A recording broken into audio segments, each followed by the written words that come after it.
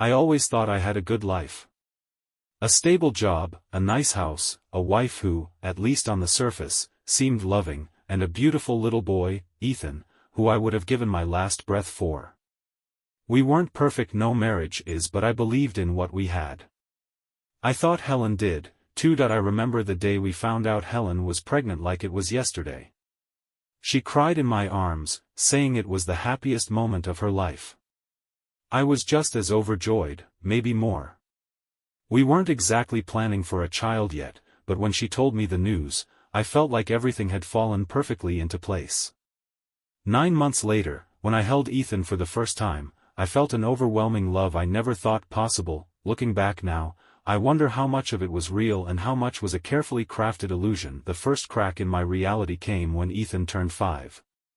It wasn't even something I was looking for. It was just an accident. Ethan had fallen at the playground and scraped his knee badly. He was bleeding, and as any panicked parent would do, I rushed him to urgent care. Helen was working late that day, and I remember holding Ethan in my arms, comforting him while the nurse cleaned the wound. Then she asked me a simple question: do you know his blood type? I didn't. I figured it was the same as mine or Helen's, but I told her I'd have to check. It seemed like a minor detail at the time. That night, I casually brought it up to Helen at dinner. By the way, do you know Ethan's blood type? She hesitated. Just for a fraction of a second. Yeah. I think it's A. That should have been the end of it. A passing remark, an insignificant detail. But something about the way she said it, the way her eyes darted just a little too quickly before she smiled, stayed with me. So, I checked. I pulled out my medical records, then hers. I remembered from high school biology that certain blood types just don't mix. And the second I saw the results, my stomach twisted into knots. Helen was type A. I was type O, Ethan was type AB. Genetically impossible. That I must have checked it a dozen times, looking for some explanation, some loophole that could make it make sense. But there wasn't one. I wasn't Ethan's biological father. I don't know how long I sat there, staring at those records. My hands were cold, my heart hammering so loudly I swore I could hear it. The house was quiet. Helen had put Ethan to bed and was in the other room watching one of her shows, oblivious to the fact that the foundation of our life had just crumbled beneath me. I should have confronted her right then. I should have demanded answers. But instead, I did nothing because deep down, I already knew, and I needed proof. I barely slept that night. I lay in bed, staring at the ceiling while Helen breathed steadily beside me, unaware that I had just discovered the biggest lie of my life. Every time I closed my eyes, the same thoughts played over and over in my head. Ethan wasn't mine, Helen had cheated, and she had lied to my face for years. I needed answers. But I couldn't just ask her, not yet. If I confronted her now, she'd have time to twist the truth, to lie her way out of it like she always did when things didn't go her way. No, I needed undeniable proof. Something she couldn't escape from. The next morning, I made a plan. I dropped Ethan off at school like nothing was wrong, kissed him on the forehead, and told him to have a good day. He smiled up at me, completely unaware that his whole life, our whole life, was built on a lie. The thought made my stomach turn. I took the day off from work. Instead, I went to a DNA testing clinic. I didn't tell anyone where I was going, didn't even text Helen. I just walked in, filled out the paperwork, and handed over the sample I had carefully taken from Ethan's toothbrush. Results will be ready in a few days, the technician told me with a polite smile. We'll call or email you. I nodded, thanked her, and walked out, feeling like I had just set a ticking time bomb. The next few days were the hardest of my life. I went through the motions, smiling at work, eating dinner with my family, listening to Ethan talk about his day while every fiber of my being screamed at me to demand the truth from Helen. But I forced myself to wait, and as I waited, I started paying attention. Really paying attention. Helen had always been good at hiding things. She was the kind of woman who could lie with a straight face and never blink. I used to admire how confident she was, how she always seemed in control. Now I realized it wasn't confidence. It was deceit. She still kissed me before bed. Still said, "I love you," like nothing had changed. But I saw it now, the small things I had ignored before, the way she was suddenly too tired for sex, the way she was glued to her phone at odd hours, smiling at messages she never let me see, the way she suddenly had more girls' nights than usual. Had she been cheating this whole time? Was Ethan the only secret, or just one of many? I went through her phone when she was in the shower, locked. She had never locked her phone before. That I checked our bank statements, unfamiliar transactions, restaurants I had never been to, hotels booked under her name. Every new discovery was another knife in my back. That I wasn't just a fool, I was the perfect fool. By the fourth day, I was barely holding it together. Then, in the middle of lunch, my phone buzzed. "Your DNA test results are ready." I swallowed hard, excused myself, and locked myself in my office. My hands were shaking as I opened the email, and there it was: probability of paternity, 0%. That I had spent 6 years raising another man's child. That I stared at the screen for what felt like an eternity, my mind struggling to process the final confirmation of what I had feared all along, that I wasn't Ethan's father. Helen had lied to me about everything, and now it was time to make her pay. That I closed the email and just sat there, my body numb, my mind blank. I had expected it. I had known deep down what the results would say. But seeing it in black and white, knowing there was no escaping the truth, it shattered something inside me. That I wasn't Ethan's father. Helen had known this for years. And yet, she had smiled at me every morning. Let me hold him, rock him to sleep. Let me believe I was his dad. She let me pour my heart into raising a child that wasn't even mine, while she carried this secret like it was nothing. That I clenched my fists, feeling a rage unlike anything I had ever felt before. But I didn't storm out. I didn't drive home and demand answers. No. That would have been too easy for her. Instead, I took a deep breath and did something that went against every instinct in my body. That I smiled, because Helen wasn't going to see this coming. That evening, I walked into the house as if nothing had changed. Helen was in the kitchen, humming softly as she chopped vegetables for dinner. She turned and gave me a quick smile, like she hadn't just spent the last 6 years lying to me. "How was work?" she asked casually, her hands moving with practiced ease as she prepared our meal. That I forced my voice to stay even. "Same as always." "You?"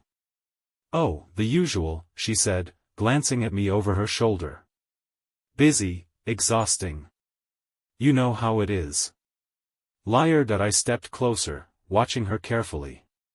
She still had that effortless charm, that air of innocence that had fooled me for years. But now, I saw it for what it was, just another part of the act. That I leaned in and kissed her cheek, just like I always did. She smiled. That I wanted to throw up. That I sat at the dinner table, listening to her talk about her day, nodding at all the meaningless little details, all while my mind was racing. How long had she been lying? Was Ethan the only betrayal, or had there been others?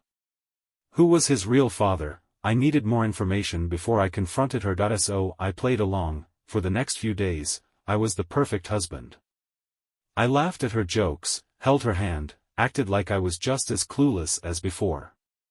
And as I did, I started looking for cracks, and I found them. Late one night, after she had fallen asleep, I unlocked her phone using her fingerprint while she was in a deep sleep, and what I found made my blood run cold. There were deleted messages, hundreds of them. But some remained. Just enough to piece things together. A man named Daniel, the real father. I scrolled through, my pulse pounding in my ears. The messages were vague, careful, as if they had been trying to cover their tracks, but one stood out: "Helen, I don't know how much longer I can keep this up. He's starting to ask questions, Daniel. Just keep playing your part. He's an idiot. He'll never figure it out." My hands clenched so tightly around the phone that my knuckles turned white. That I wasn't just betrayed, I was mocked. Daniel. I needed to find him, and then I needed to decide how to end this. But one thing was certain: Helen thought she had fooled me. She had no idea what was coming. I placed Helen's phone back on the nightstand as carefully as I could, my heart still hammering in my chest. She stirred slightly beside me, murmuring something in her sleep, but didn't wake up. I watched her for a moment, the soft rise and fall of her breathing, the peaceful expression on her face. she had no idea that I had just uncovered the truth. No idea that her carefully constructed web of lies was about to collapse, that I slipped out of bed, walked to the bathroom, and shut the door behind me. I needed a moment to breathe, to think. My reflection in the mirror stared back at me, a man I barely recognized anymore, that I had spent years loving a woman who had never really loved me back, that I had spent years raising a child that wasn't mine, and Helen and her lover Daniel had been laughing at me behind my back the whole time, that I clenched the edges of the sink, feeling the rage simmering inside me. This wasn't just infidelity. This wasn't just a mistake. This was a betrayal so deep, so complete, that it had robbed me of everything I thought I knew about my own life, and now, I had a name, Daniel, that I needed to know who he was. The next morning, I kissed Helen goodbye as she left for work, pretending everything was normal. Then, as soon as she was gone, I started my search. The messages in her phone hadn't given me much, just a name and a few vague conversations. But that was enough. I checked our shared accounts first, searching for anything suspicious. Helen had always handled most of our finances, which I had never questioned before. But now, I realized just how blind I had been. There were hotel charges, ones I had never noticed before. Restaurants I had never been to, and then I found it. A second phone plan. She had been paying for another phone, one I had never seen, never even known existed. I dug deeper. The payments linked back to an address in the city. An apartment. Was it his, or was it theirs? I couldn't sit still anymore. I had to know. So I got in my car and drove. It wasn't far, just 20 minutes from our house. A sleek apartment complex in a nicer part of town, the kind of place a man like me would never have had reason to visit. I parked a block away, my hands gripping the steering wheel so tightly I thought I might snap it in two. Then I waited, for hours, until, finally, I saw him, tall. Well-dressed. The kind of confidence that comes from knowing you've taken something that isn't yours. Daniel. He stepped out of the building, his phone in hand, laughing at something on the screen. My stomach turned. Was he texting her? I could have confronted him right then, but I didn't, because I wasn't done yet. This wasn't just about confronting them, this was about destroying them, and I was just getting started. I sat in my car, watching Daniel from a distance, gripping the steering wheel so tightly my knuckles turned white. He looked so relaxed, so unaware. This man, the man who had stolen my wife, my marriage, my son, was standing there, laughing at something on his phone, completely oblivious to the fact that I was watching him. I wanted to walk up to him, grab him by the collar, and demand the truth. I wanted to punch him in the face, to make him feel just a fraction of the pain I was feeling, but I didn't. I wasn't going to lose control, not yet. Instead, I watched as he casually walked across the street and into a cafe. He ordered a coffee, took a seat near the window, and pulled out his phone again. I knew what I had to do. I got out of my car and walked toward the cafe, my heart pounding with every step. I wasn't going to confront him, not yet. But I needed to get closer. I needed to hear his voice, to see him up close. I stepped inside and ordered a coffee, keeping my distance but angling myself just enough to hear him, and then, just as I had suspected, his phone rang. "Hey, babe," he said, his voice smooth, affectionate. I felt my stomach turn. He was talking to her. To my wife. I clenched my fists, forcing myself to stay calm. Daniel chuckled softly. "Yeah, of course, I miss you. When are you coming over?" He paused, listening. "Oh, he's home tonight?" Yeah, I get it. Just let me know when you can." I took a slow breath, forcing myself to keep my expression neutral. So this was their routine. Helen kept me occupied at home while sneaking off to see him whenever she could. Daniel continued, his voice dropping slightly. "God, I can't wait to have you again. It's been too long." I gritted my teeth. Too long. I had been sleeping next to her every night, thinking I was the only man in her life.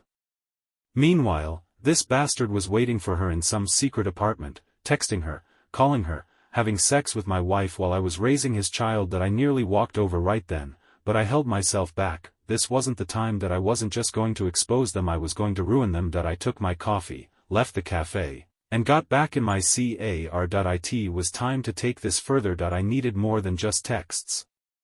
More than just suspicion. I needed evidence. So I started watching, for the next week, I became a ghost in my own marriage. I still kissed Helen before bed. I still smiled when she told me about her day. But the moment she left the house, I followed her, and what I discovered made my stomach churn. She wasn't just seeing him occasionally, she was living two lives. Some days, she left for work, but never went to the office. She went straight to him. She had a key to his apartment that I saw her let herself in like it was her own home. That I saw her step out hours later, hair messy, her clothes slightly wrinkled, with that look on her face, the one she used to have after we had sex. That I took pictures, videos, everything, and the entire time, she came home to me, acting like nothing had changed. One night, she wrapped her arms around me in bed, resting her head on my chest. "I love you," she whispered. That I almost laughed, but I just stroked her hair and whispered back, "I love you too." Because when the time came, I wanted her to feel safe. Right before I took everything away, that I had all the proof I needed. The texts, the secret phone, the hotel transactions, the surveillance. The pictures of Helen unlocking his door, stepping inside like it was her own home, and leaving hours later, her body language screaming satisfaction. I had everything, but I wasn't ready to confront her yet, because exposing her wasn't enough. She had lied to me for years. Lied about her love, our marriage, our child. And all the while, she and Daniel had laughed at me behind my back, thinking I was nothing more than a fool. No. A simple confrontation wasn't justice. That I wanted revenge. So I set my plan in motion. That I kept playing the role of the perfect husband. I acted just as affectionate, just as devoted. I asked about her day, complimented her, even initiated sex a few times, something I could tell she wasn't expecting. And every time we were intimate, I thought about how I wasn't the only one touching her. Every fake smile she gave me made my blood boil, but I endured it, because the better an actor I was, the harder she would fall. When the time came, that I bought a second phone, a cheap, untraceable one. Then I created a new email and signed up for an anonymous texting service. That I sent a message to Helen's secret phone, unknown number, "We need to talk." Now that I waited, watching her from across the room.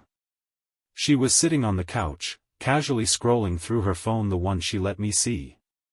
But the moment her other phone buzzed in her purse, she jumped, like a nervous woman, like a guilty woman. She checked the screen quickly, then glanced at me. I didn't react. I just sipped my coffee, pretending to be absorbed in a work email. She stood up. I have to make a quick call. "Everything okay?" I asked, keeping my voice light. She forced a smile. "Yeah. It's just one of the girls from work." Liar. She disappeared into the bathroom and shut the door. Seconds later, I heard the muffled sound of her voice. I smiled to myself. Good, she had no idea who was on the other end of that message. I kept up the texts, making them vague but urgent. "Unknown number, don't lie to me, Helen. I know what you've been doing." A minute passed.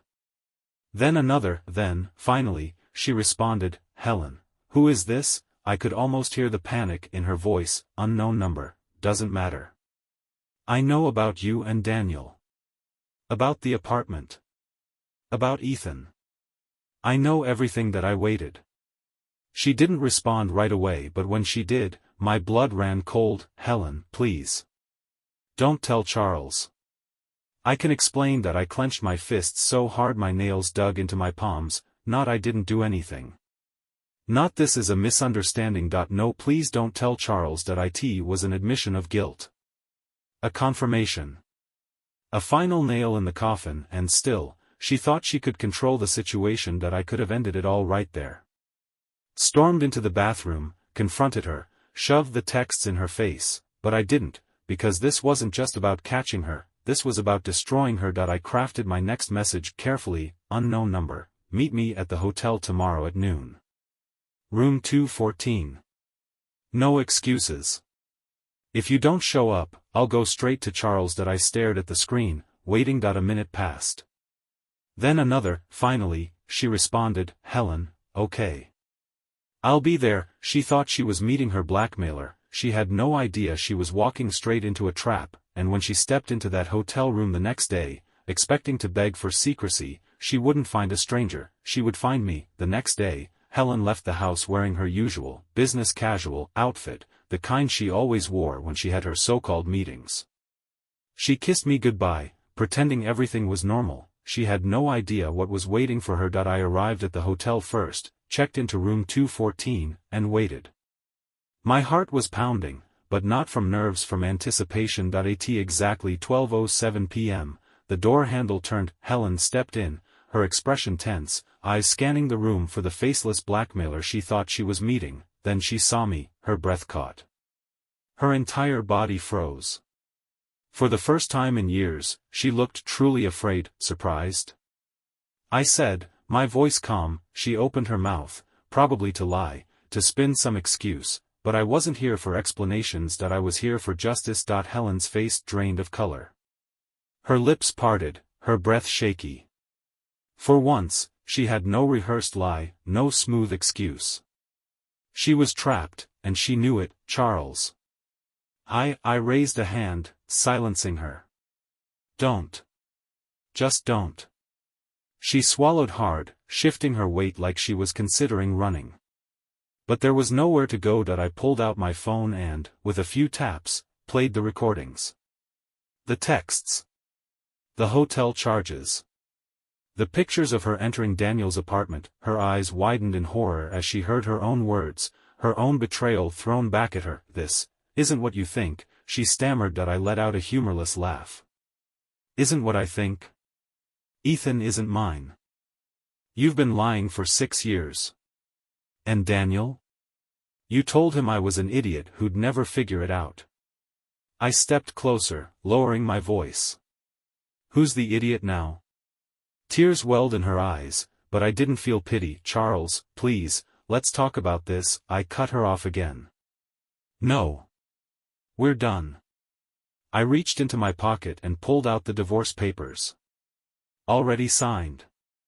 Already filed, she gasped. I knew you'd lie. I knew you'd try to manipulate me. So I took away the choice. This? I held up my phone. This goes to everyone if you fight me. I take full custody of Ethan. Her eyes darted wildly. But, no buts, Helen. You don't deserve him. You don't deserve anything. I turned to walk away, feeling lighter than I had in years. Behind me, Helen broke. She sobbed, begged, swore she loved me, but her words meant nothing because I had already won. Helen crumbled. Her legs gave out, and she collapsed onto the hotel bed, shaking her head in disbelief. You can't do this, she whispered. I turned back, watching her. I already did. She tried to collect herself, wiping away her tears, scrambling for control like she always did. Charles, listen to me. I made a mistake, but you and we have a life together. I love you. I almost laughed. The audacity. The sheer nerve of her to say that after everything. I stepped closer, towering over her. You love me? I echoed, tilting my head. Is that why you begged Daniel not to tell me the truth? Why you built an entire second life behind my back? She flinched at his name. I could see the gears turning in her head, searching for an angle, a way to win. So I took away her last weapon. I pulled out another envelope from my jacket and tossed it on the bed. She hesitated before picking it up, her hands shaking as she opened it. Inside? The paternity test results. The ones proving Ethan wasn't mine. She paled, her lips trembling. Charles, please. Ethan, he loves you. You're the only father he knows. That part hurt. It really did, but I wasn't the one who did this to him. She was. I clenched my jaw. I love Ethan. But I won't live a lie. And thanks to you, neither will he. Her breath hitched. You wouldn't take him away from me. I met her eyes, unwavering. Watch me. Helen's face twisted with desperation. No, no, no, please. I'll do anything. Don't take him. Don't. I turned to leave. Behind me, she screamed, she begged, but there was nothing left to say, because she was finally feeling what I had felt for years, betrayed. Trapped. Powerless, and I walked out, letting her drown in it. Helen's sobs echoed behind me as I walked out of the hotel room, but I didn't stop. I didn't look back. Not once. She had spent years deceiving me, gaslighting me, making me feel like a fool in my own marriage. Now, for the first time, she was the one drowning in the truth, and I wasn't going to save her. I got in my car and drove home, my mind clear, my hands steady. I wasn't the broken man she had expected me to be. I wasn't unraveling, begging for answers, desperate to understand why she had done it. I understood now, she had never loved me. Not really. I was a convenience. A safety net. A backup plan while she played house with Daniel behind my back. Not anymore. By the time I got home, everything was already in motion. The divorce papers were filed. My lawyer had the evidence, all of it. The texts, the hotel records, the bank statements, even the footage of her sneaking into Daniel's apartment. Custody of Ethan? That was already in my favor. No judge in their right mind would let Helen keep full custody after the level of deceit I could prove. The best part?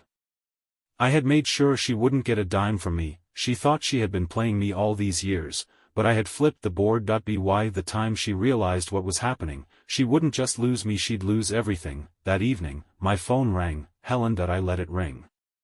Once. Twice. Then it stopped. A minute later, a message came through. Helen, please, Charles. We need to talk. Just once. I'll explain everything. I smirked. She still thought there was something to explain. That she could twist the truth one last time, find some way to manipulate me into forgiving her. I typed my response carefully. We already talked, Helen. You just didn't like what I had to say. Delivered. Read. No reply. I leaned back, exhaling slowly. It was done. She had lied, cheated, and built an entire life behind my back. But now? She had no control left, and for the first time in years, I felt free. The next morning, Helen showed up at the house. I wasn't surprised. I had expected this. The texts, the desperate calls. When none of those worked, she had no choice but to face me. I opened the door to find her standing there, eyes puffy, hair disheveled, a far cry from the composed, confident woman who had spent years lying to me. Charles, she whispered, like saying my name would undo everything. Please. Let's talk. I leaned against the doorframe, arms crossed. Talk about what? She flinched. About us. About Ethan. About everything. I let out a dry laugh. Everything? Helen, there is no us. You made sure of that. Her eyes filled with tears. Fake tears. I had seen real ones before when she got caught in a lie she couldn't escape from. You don't understand, she said, reaching for my arm. I stepped back. No, Helen. You don't understand, I said coldly. You don't get to play the victim. You cheated. You lied. You let me raise a child that wasn't even mine. And now you want what? Sympathy? Forgiveness? I scoffed. Not happening. She bit her lip, clearly searching for a way out, a new strategy. Then she tried a different angle. What about Ethan? She pleaded. He needs you, Charles. You're his father. That stung. Not because she was right, but because she knew exactly where to twist the knife. I took a slow breath. I love Ethan. And that's exactly why I'm going to fight for him. You? You're not fit to be his mother. Her face went pale. You can't do that. I pulled out my phone, scrolled to my lawyer's latest message, and held it up for her to see. I didn't even need to say anything. Her face crumpled. You can't take him from me, she whispered, voice shaking. I tilted my head. Watch me. She broke then. Right there on the doorstep, sobbing. Pleading. Swearing she had only lied because she didn't want to lose me. That Daniel meant nothing, but the truth was, she had already lost me long before this moment. Goodbye, Helen, I said simply, stepping back inside, and then I shut the door in her face. I didn't stay to watch her reaction. I didn't need to. I had spent years being deceived, being played. Now, for the first time, I was in control, and I wasn't looking back. Helen didn't leave right away. I heard her outside, pacing, her breath ragged. Then the knocks came again, louder, more frantic. "Charles, please," she cried. "Just talk to me. You can't just shut me out like this." I could. And I did. I turned away from the door, refusing to give her another second of my time. She had already taken years from me, years of my love, my trust, my dedication.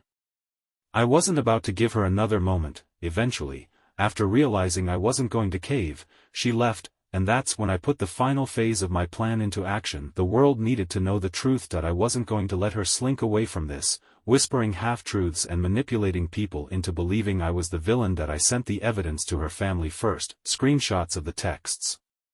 Photos of her at Daniel's apartment. The paternity test.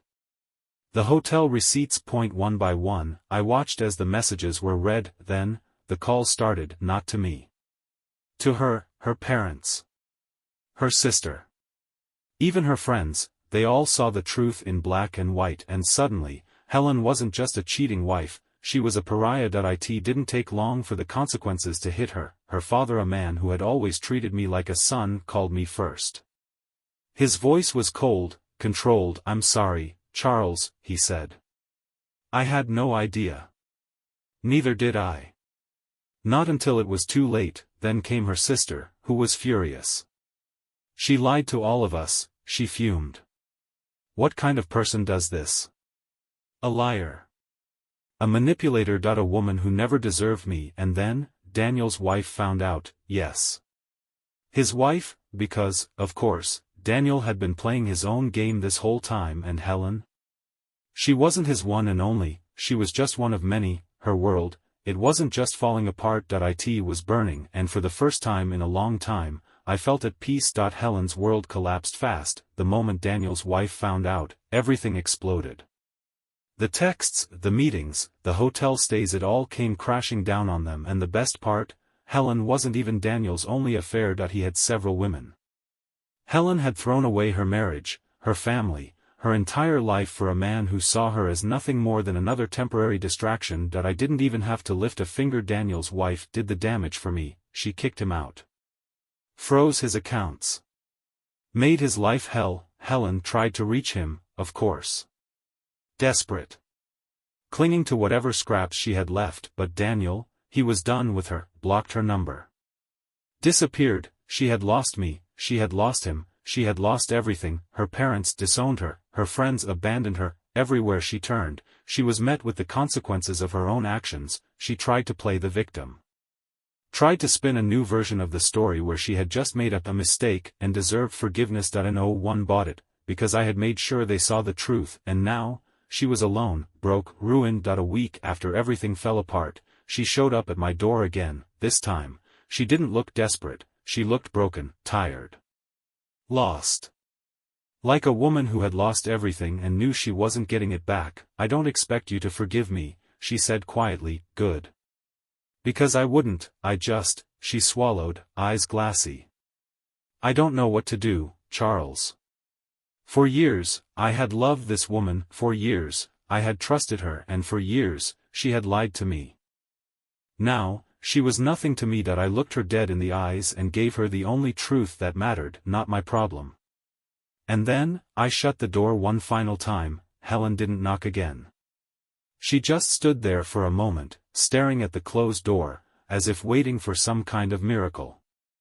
But there were no more lies left to tell, no more chances for her to twist reality in her favor. She was nothing to me now. I watched from the window as she finally turned and walked away, shoulders slumped, the weight of everything she had done crushing her. It should have felt like victory, and in a way, it did, but it also felt like closure. For the first time in years, I wasn't trapped in her web of deceit. I wasn't the clueless husband being led around like a fool. I was free. The divorce was finalized quickly. Helen didn't fight for custody. She knew she wouldn't win, and honestly, I don't think she even had the energy to try. She had burned every bridge in her life, and she had no one left to turn to. Ethan was mine now. No, I wasn't his biological father. But I was the only real father he had ever known, and I wasn't going to let Helen's mistakes define him. That I heard things here and there. Helen had moved into a tiny apartment on the other side of town. She had no money, no friends, no support. She tried dating, but with her reputation, most men ran the moment they found out what she had done, and Daniel vanished that he had used her. Then discarded her the moment she became an inconvenience, just like she had done to me. The irony was almost poetic. One day, months later, I was at the park with Ethan when I saw her again. She was sitting alone on a bench, staring at nothing. She looked older, tired, worn down by the choices she had made. She saw us, too. Her eyes lit up for a second like she wanted to come over, but then she saw how happy Ethan was, how happy I was, and for the first time, I think she realized this was the life she threw away. She didn't approach, she just looked down at her hands, as if knowing she no longer had the right to be part of our lives, and just like that she was gone again. That I had spent so much time wondering why she had done it, why she had lied, why she had betrayed me. But now, I didn't care anymore. Helen was my past, Ethan was my future, and I wasn't wasting another second on a woman who had lost everything, because of her own choices. Months passed. Then a year. Then another. Helen became nothing more than a fading memory, a cautionary tale of what happens when you take everything for granted. That I moved on. Not just from her, but from the pain, the betrayal, the endless questions that used to haunt me. That I focused on Ethan. On raising him right. On being the father he needed, even if biology said otherwise, and I never told him the truth, because the truth wouldn't have changed who I was to him. That he was my son, that was all that mattered. She tried to rebuild.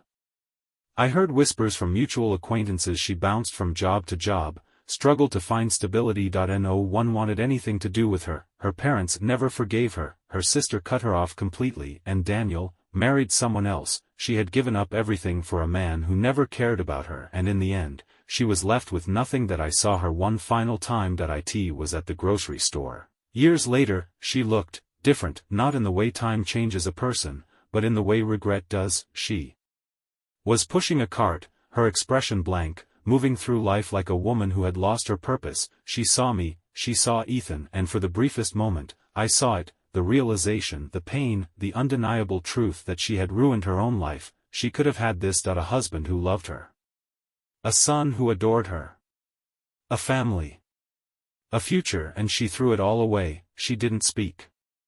Neither did I. Because there was nothing left to say. She had made her choice, and I had made mine. I turned, took Ethan's hand, and walked away, and just like that she was gone. I had spent so much time thinking that Helen had stolen years from me, that she had robbed me of something I could never get back. But now, I realized something. She was the one who lost everything, and I had never been happier.